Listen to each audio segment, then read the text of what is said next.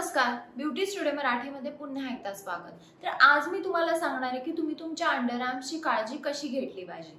तर under arms आपला एक खूप सेन्सिटिव्ह एरिया असतो। जर तुम्ही व्यवस्थित काळजी घेतली नाही तर ते काळे होतात, पिगमेंटेशन येतं, मग तुम्हाला पिंपल्स येतात आणि मग आपण स्लीवलेस घालायचं सोडून देतो। त्यामुळे अशा कोणत्या टिप्स आहेत जर तुम्ही फॉलो केल्या तर तुमचे अंडर आर्म्स कधीच काळे होणार नाहीत, पिगमेंटेशन येणार नाही आणि तुम्ही आरामात स्लीवलेस घालू शकता।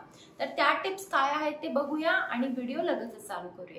अंडर आर्म्स मधून जर खूप जास्त घाम येत असेल तर आपण रोल ऑन वापरतो, कारण तिथे वास येऊ नये म्हणून आपण रोल ऑन वापरतो। तर जे काय मार्केटमध्ये रोल ऑन असतात तर त्यांचं काम काय असतं की ते जे आपले स्वेट ग्लँड्स असतात जिथून घाम येतो त्यांना ब्लॉक करतात आणि त्या रोल ऑन मध्ये ॲल्युमिनियम असतं।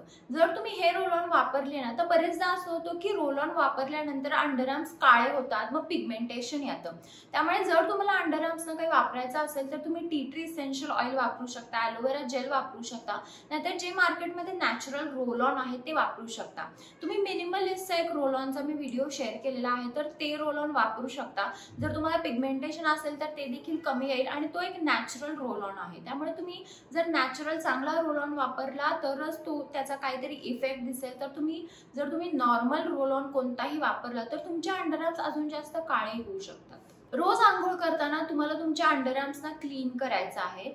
तुम्हाला एकतर स्क्रब लावायचा आहे, तुम्हाला आठवड्यातून 2 वेळा अंडर आर्म्सना स्क्रब लावायचा आहे। जर तुमच्याकडे कोणता स्क्रब नसेल तर तुम्ही नॉर्मल पिठी साखर तुमच्या अंडर आर्म्सना लावू शकता आणि मुलतानी माती लावू शकता। तर अशा नॅचरल गोष्टी पण तुम्ही लावू शकता, पण तुम्हाला स्क्रब हा करायचाच आहे, कारण तिथे देखील डेड स्किन जास्त साठते, त्यामुळे तुम्हाला ती डेड स्किन काढायची आहे। तुम्हाला अंडर आर्म्स नेहमी तुमचे क्लीन ठेवायचे आहेत, कारण जर तुम्ही ते तसंच ठेवलं तर तिथे घाम येऊन मग बॅक्टेरिया साठून मग तो वास यायला चालू होतो। त्यामुळे जर तुमचे अंडर आर्म्स जर क्लीन असतील, रोज जर तुम्ही त्यांना क्लीन केला तर तुम्हाला कोणत्याच प्रकारचा वास घाम येणार नाही। क्लीन करून पण जर तुमच्या अंडर आर्म्स मधून वास येत असेल तर तुम्ही एकतर लिंबूचा रस लावू शकता, नाहीतर ॲपल सायडर व्हिनेगर पाण्यामध्ये मिक्स करून ते लावू शकता आणि ॲपल सायडर मध्ये टी ट्री इसेन्शियल ऑइल वगैरे घालून पण तुम्ही लावू शकता। जर अंडर आर्मची स्किन काळी पडली असेल तर तुम्ही हळद आणि बेसनचा हा पॅक तुमच्या अंडर आर्म्सना जर रोज लावला तर जो काळापणा असतो, पिगमेंटेशन असेल, ते हळूहळू कमी येईल। अंडर आर्म्ससाठी ना एक खूप महत्त्वाची टिप म्हणजे की तुम्ही जर खूप जास्त टाईट कपडे घालत असाल, जर इथं खूप जास्त टाईट असेल तर तिथली स्किन ना आपली ब्रीथ करत नाही, तिथे हवा जात नाही आणि मग आपल्याला खूप जास्त घाम येतो।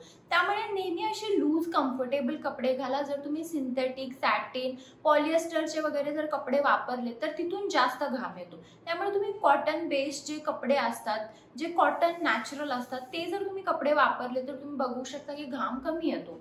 पण जर तुम्हाला कॉटन वापरून पण जर सारखा घाम येत असेल तर जेव्हा तुम्हाला असं वाटेल खूप जास्त घाम येतो तेव्हा तुम्ही अंडर आर्म्स तुमचे क्लीन करा, गुलाब पाण्याने क्लीन करू शकता, मग ॲलोवेरा जेल लावू शकता आणि नंतर तुम्ही परत फ्रेश कपडे घाला। तर हा होता आजचा माझा व्हिडिओ की तुम्ही अंडर आर्म्सची काळजी कशी घ्यायची याच्याबद्दल।